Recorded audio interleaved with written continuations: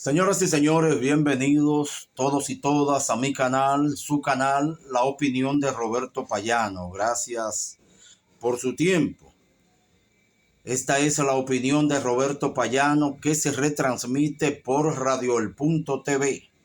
plataforma hermana producida y dirigida por el locutor de la República Dominicana, Jorge Crespo. La plataforma Cuba Debate por la Verdad y las Ideas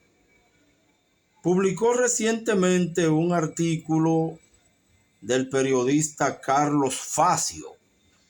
que tengo entendido lo había publicado primero en La Jornada, en torno a las próximas elecciones de segunda vuelta de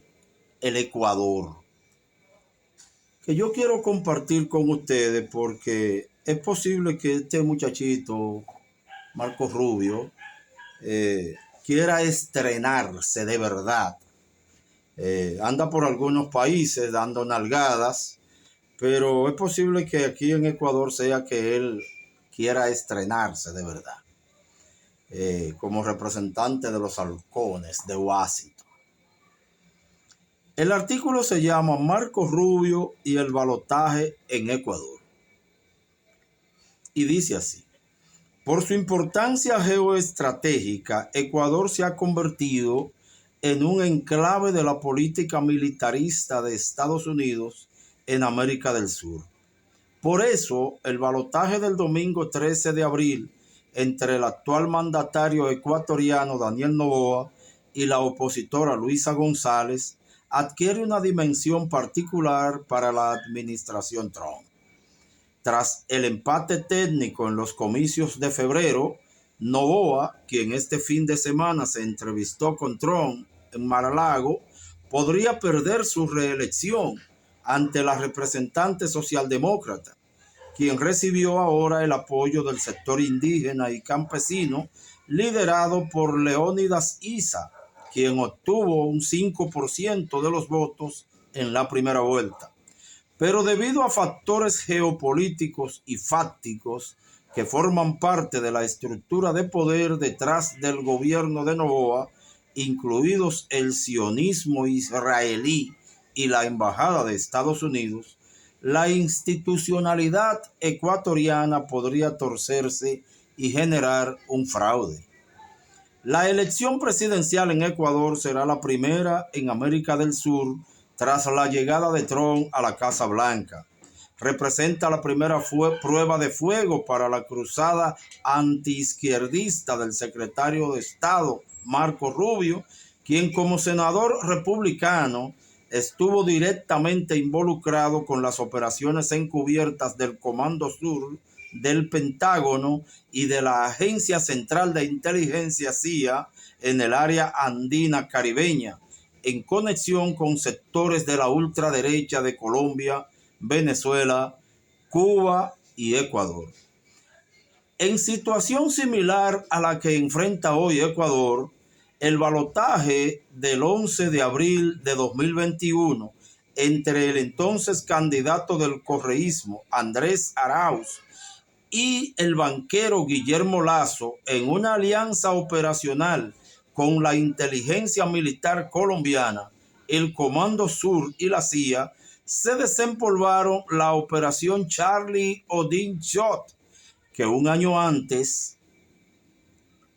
de cara a las elecciones entre Joe Biden y Donald Trump en Estados Unidos, había sido modificada teniendo como blancos centrales los gobiernos de Cuba y Venezuela.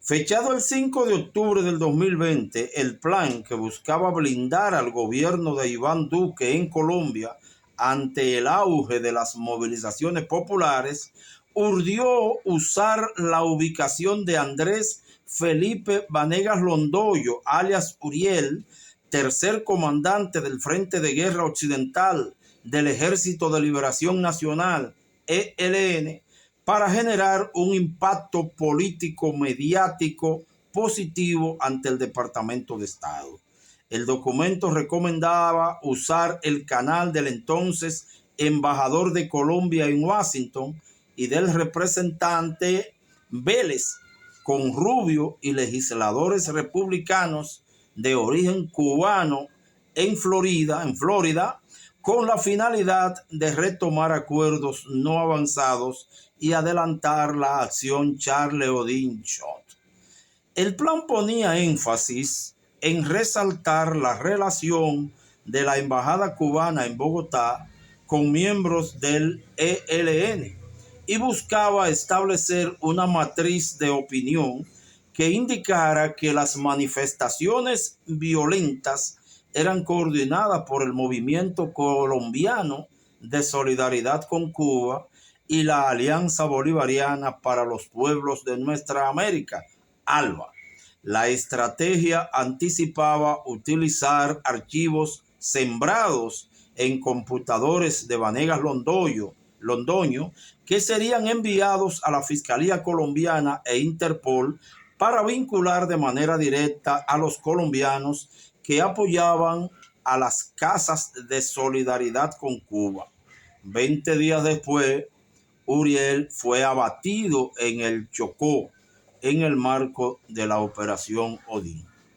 Lo curioso del caso es que luego de que Arauz había ganado en la primera vuelta de los comicios presidenciales del 7 de febrero de 2021 en Ecuador con 32.72% de los votos frente a Guillermo Lasso 19.74% y Yacu Pérez 19.38%, 5 días después llegaba a Quito el fiscal general de Colombia, Francisco Barbosa, para entregar a su par ecuatoriana Diana Salazar información hallada en computadores del jefe del ELN que señalaría un presunto financiamiento de la guerrilla a la campaña de Arauz.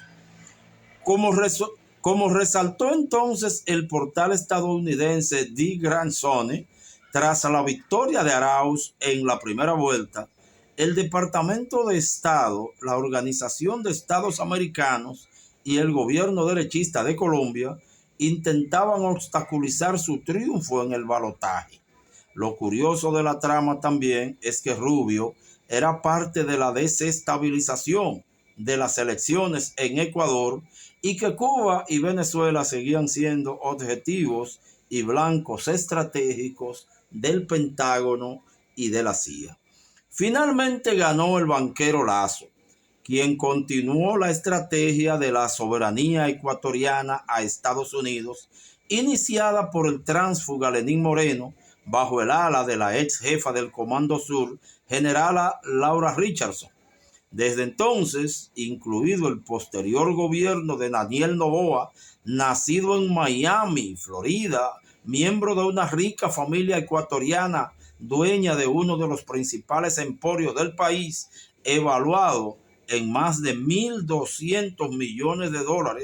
y educado en las universidades de Nueva York, Harvard y George Washington, Estados Unidos ha logrado que sus aviones de vigilancia naval P-3 Orión operen desde las bases aéreas de Simón Bolívar y el aeropuerto de la isla San Cristóbal en el archipiélago de las Islas Galápagos, bajo la socorrida excusa de combatir el narcotráfico. El general Oswaldo Jarrín, ex ministro de Defensa ecuatoriano, dijo entonces que Galápagos es un portaaviones natural, en un tácito reconocimiento de la inserción de Ecuador en la proyección estratégica militar del Pentágono en el Océano Pacífico. La militarización de los Galápagos y la eventual reapertura de la base de Manta a las fuerzas especiales del Comando Sur,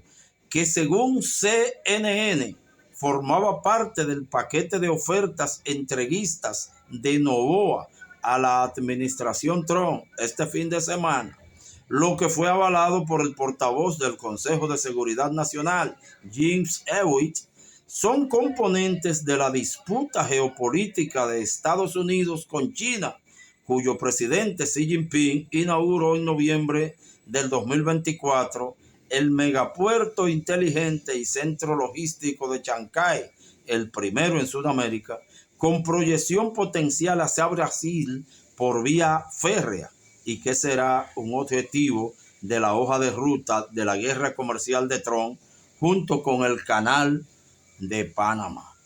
Así, habrá que ver si de aquí al 13 de abril, fecha del balotaje, segunda vuelta en Ecuador, la diplomacia de guerra de Marco Rubio, en colusión con el Pentágono, la CIA y el sionismo israelí, no hacen gala de su panoplia de trucos sucios para impedir la victoria de la candidata de la Alianza Revolución. El señor Carlos Facio es un destacado periodista uruguayo radicado en México que escribe para La Jornada y es reproducido en este material por Cuba Debate. ¿Qué cosa? Hay que repasar un poco ese escrito porque realmente hay gente que cuando no ganan, arrebatan. Pero los demócratas son ellos. Y el que no eres demócrata, eres tú. Señoras y señores, esta es la opinión de Roberto Payán.